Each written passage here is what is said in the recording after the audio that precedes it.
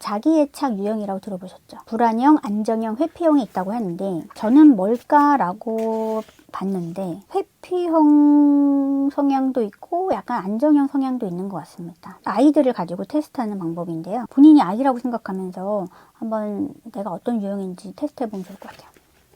일단 불악애착형은 부모하고 같이 놀이방에 갔어요. 엄마랑 같이 놀다가 엄마가 잠깐 어디를 가겠다 하면서 아이를 두고 나갑니다. 이때 아이가 심하게 울고 그리고 엄마가 갔다 돌아왔는데도 계속 엄마한테 화를 내면서 우는 유형은 불안애착형이라고 합니다. 안정형은 엄마가 떠날 때는 불안하니까 울 수는 있지만 엄마가 갔다가 돌아오면 그때는 울음을 그치는 유형은 안정애착형이라고 합니다. 그리고 마지막이 조금 재밌는데요. 엄마가 잠시 자리를 떠나도 울지 않는 유형. 이게 바로 회피애착형이래요. 본인도 감정적으로 많이 불안하지만 막 심박수도 올라가고 스트레스 레벨도 올라가지만 부모한테 티를 내지 않는 거예요, 아이가. 본인의 불안을. 그래서 그 불안을 회피한다는 거죠. 회피하는 형태로 엄마가 오든 가든 반응하지 않는다는 거예요. 그래서 되게 안타깝다라는 생각이 들었고, 저는 어릴 때 엄마가 그러는데 되게 예민했대요. 그래서 전에도 한번 말씀드렸지만 화장실에도 업고 갈 정도로 바닥에 내려놓으면 울었다고 합니다. 그래서 아기 때는 불악애착형이었나라는 생각이 좀 들었고요. 자라면서 안정형과 이제 불안애착형 사이도 정도 되려나? 근데 지금 성인이니까 그렇게 불안함을 느끼면서 막 우는 유형은 아닌 것 같고 점점 안정애착형으로 되어가는 과정이 아닌가 제 스스로를 판단을 그렇게 해봤습니다. 불악애착형들은 저항 행동을 한다고 하네요. 불안애착형들은 불안 행동을 합니다. 파트너의 관심을 받기 위해서 과도한 행동, 지나친 전화나 문자, 그리고 자신의 주장을 강조하기 위해서 잠수를 타거나 전화를 무시하거나. 근데 저 생각해보니까 제가 했던 행동이 있는지 생각을 해봤거든요. 그만 만나자고 위협을 까진 아니지만 진짜 저는 만나지 말자라고 하면 진짜 마음속으로 결정했기 때문에 말하는 거고 그걸로 협박은 하진 않습니다. 그리고 자기 주장을 강조하려고 잠수를 타거나 전화를 무시하거나 안 받는다. 너무 화가 나서 말이 안 통한다고 생각해서 연락을 안 받은 적은 있었던 것 같네요. 너무 화가 나면 조절을 하려고. 그리고 엄마가 돌아왔어도 언짢았던 속마음과 달리 무심한 척했던 애착 유형의 어린이들은요. 거절의 고통. 내가 뭔가를 부탁했을 때 거절의 고통이 싫어서 결속이 약한 척한대요. 하지만 결속을 원한다는 거죠. 속으로는. 정말 이거를 듣고 정말 많이 안타까웠는데요. 내가 부탁을 했을 때 거절을 당하는 게 마음이 너무 아프고 힘드니까 그냥 나는 너랑 별로 친하게 지내고 싶지 않아. 나는 나 혼자도 괜찮아. 이런 분들이 그렇다는 거죠. 심리적으로는 사실은 더 친하게 지내고 싶고 더 사랑받고 싶지만 나는 그냥 사랑을 원하지 않아 라는 식으로 행동하면서 자신의 속마음과 다르게 살고 있다라는 겁니다. 그래서 이게 회피애착형은 제가 전에 만났던 분 중에 이런 분이 계셨고 여러분이 아시다시피 이제 연락 같은 거를 안 받으면서 본인이 그 트러블을 좀 약간 회피하는 경향이 심하십니다. 한번 트러블이 생기면 일주일 이상 연락이 안 돼요. 제가 먼저 안 하면 연락을 안 하십니다. 저는 본인이 그렇게 화난 거를 티내는 거라고 생각을 했거든요.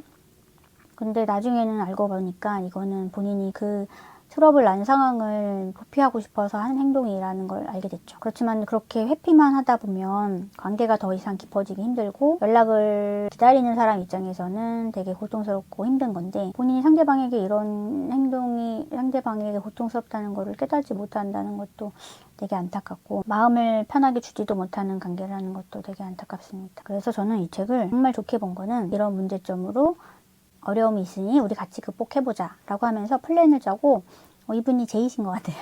계획을 세우고 그 플랜을 달성할 수 있게 옆에서 지속적으로 멘토링을 해주시고 문제가 있었던 사람들도 개선이 돼서 좋은 만남을 이어갈 수 있도록 도와주고 그 얘기들을 정말 소설처럼 재밌게 이야기해 주십니다. 이건 남의 얘기야 내 얘기는 아니야 라는 생각으로 듣지 마시고 꼭 본인과 대입을 해서 보시면 좋을 것 같습니다. 저는 이걸 보면서 나는 전부터 궁금했거든요. 어떤 유형일까? 회피 애착형도 조금 있을 수 있고요. 다 섞여 있는 것 같아요. 저도 너무 화나고 그러면 연락 안 받고 하기도 하는데 그렇다고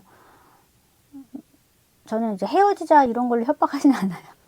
그냥 제가 헤어지자고 한 거는 헤어지기 결심해서 말한 거예요. 근데 이제 이걸 상습적으로 하는 분들이 있다라는 거죠. 그런 분들은 이제 회피 애착형이라고 하네요. 과한 행동을 통해서 상대방이 자신에게 관심을 갖게 하고 싶다라는 마음이 크다는 거죠. 실제 마음과 다른 행동을 한다는 거는 좀 상대방에게 혼선을 줄 수 있잖아요. 그건 좋은 방법은 아닌 것 같습니다.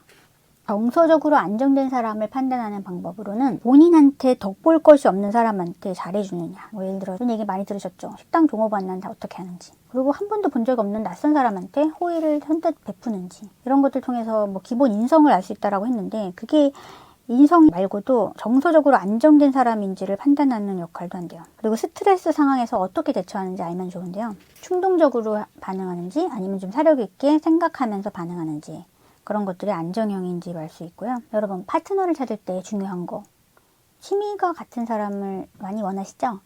근데 취미보다 더 중요한 게 많다라고 이 책에 나와 있는데요. 생각보다 취미가 같거나 성격이 비슷한 사람들보다는 오히려 다른 사람들이 더 잘 산다고 하는 그런 연구 결과가 있더라고요. 그리고 안정적인 사람, 심리적으로 안정적인 사람, 충동적이지 않은 사람이 좋고 또 의리, 저는 이게 조금 많이 공감했는데 친구들 중에서 내가 힘들거나 어려움이 있을 때 도움을 청하려고 하면 연락을 안 받거나 쌩까는 친구들도 있잖아요. 바로 의리가 없기 때문이죠. 근데 남녀간의 관계도 의리가 필요합니다. 내가 힘들 때 어려움이 있을 때 옆에 있어주는 것만으로도 많은 힘이 되지만 그것들을 같이 감당하려는 노력들을 안 하는 분이면 미래를 그릴 수 없잖아요. 그래서 좀 의리 있는 분을 만나줬으면 좋겠고 그리고 내가 힘든 일이 있었을 때 옆에서 같이 위로해주고 힘이 되어줄 수 있는 사람을 만나줬으면 좋겠습니다. 그리고 성장 마인드셋을 가지고 있는 사람. 성장 마인드셋이라는 거는 본인이 어려움이 생겼을 때 그것들을 극복하고 새로운 것들을 도전하고 실패를 하더라도 그걸 통해서 배우려고 노력하는 사람들이 성장 마인드셋이 있는 사람인데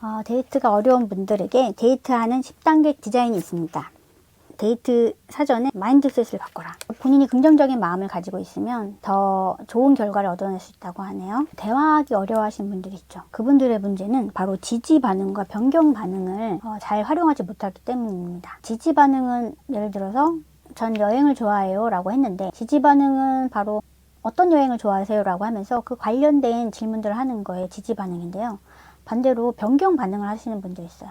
상대방이 여행을 좋아해요 라는 말을 했을 때 여행에 관련된 얘기로 이야기를 끌어가셔야 되는데 전 스포츠 좋아해요 라고 하면서 아예 화제를 전환시키는 거죠. 그럼 대화가 뚝뚝 끊기는 수 있거든요. 그래서 변경 반응보다는 지지 반응을 하려고 노력하시면 좋아요. 그 사람이 난 여행을 좋아해요 라고 말씀하셨으면 상대방이 여행에 대한 얘기로 이끌어가면 그 사람이 좋아할 수 있고 하고 싶은 얘기도 많고 해줄 얘기도 많잖아요. 그랬을 때 그 화제를 전환하지 말라는 거죠. 여행 얘기를 그 사람이 더 많이 할 수 있도록 도와주는 거예요. 대화라는 거는 본인도 얘기를 하고 싶을 수 있지만 최대한 하고 싶은 걸 줄이고 상대방이 얘기할 수 있게 도와주는 게 바로 재밌는 사람이다라고 상대방이 느낄 수 있게 하는 비법이라고 합니다. 얘기하는 거 좋아하시는 분들은 얘기하고 싶은 마음을 꾹 참고 상대방이 얘기할 수 있는 기회를 주세요. 그리고 그 재밌는 주제가 자꾸 바뀌지 않도록 해주시면 좋습니다. 휴대폰 사용을 자제하는 것은 데이트에서 가장 또 기본 중에 기본인데요. 저는 핸드폰을 중요한 연락이 오는 날이 아니라고 하면 핸드폰을 이렇게 뒤집어 놓거든요. 그냥 알람 뜨고 그러면 계속 시선이 그쪽으로 가더라고요. 근데 이거를 저는 매너라고 생각해서 그렇게 행동했는데 어떤 사람은 그걸 오해하신 분도 있더라고요. 핸드폰을 엎어놨다?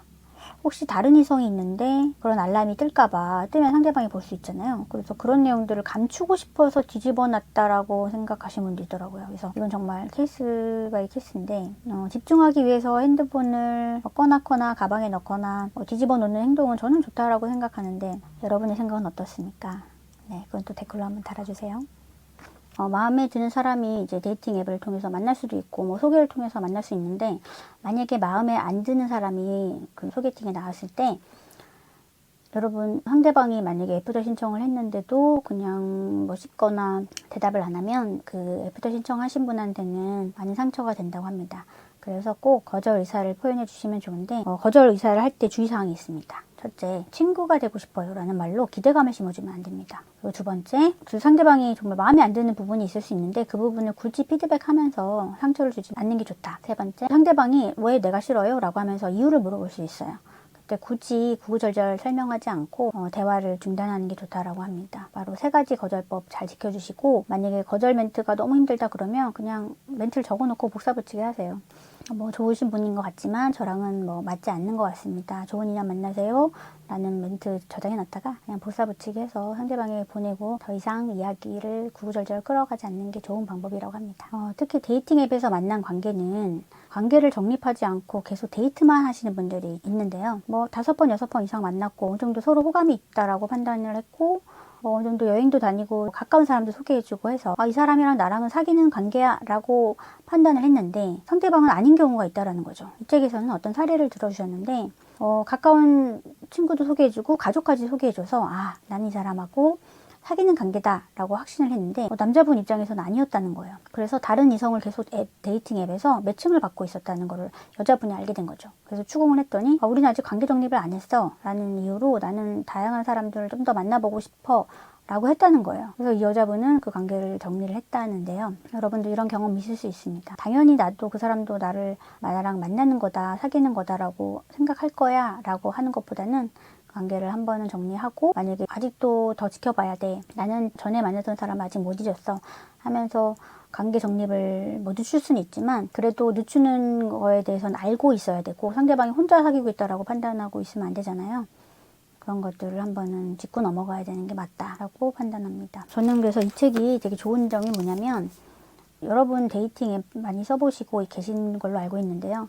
책은 데이팅 앱에서 실제로 카운셀링 하시는 분이 심리학에 기반해서 설명을 잘 해주고 계세요. 그래서 내가 어떤 사람인지 유형인지 판단할 수 있게 도와주고요. 나의 연애 성향과 자기 애착 유형을 알게 해주고 그 유형별로의 문제점과 해결 방법에 대해서 사례를 들어서 알려주십니다. 여러분도 내가 어떤 유형인지 판단하셔서 내가 만나는 사람만 판단하는 게 아니라 내 자신을 알고 내가 혹시 잘못된 부분이 있다면 개선해서 더 좋은 사람을 놓치지 않고 관계를 잘 지속할 수 있는 방법을 배우시고 만남을 가지시면 좋겠다라고 생각이 들었습니다. 그래서 저는 이 책 강추 드리도록 하겠습니다.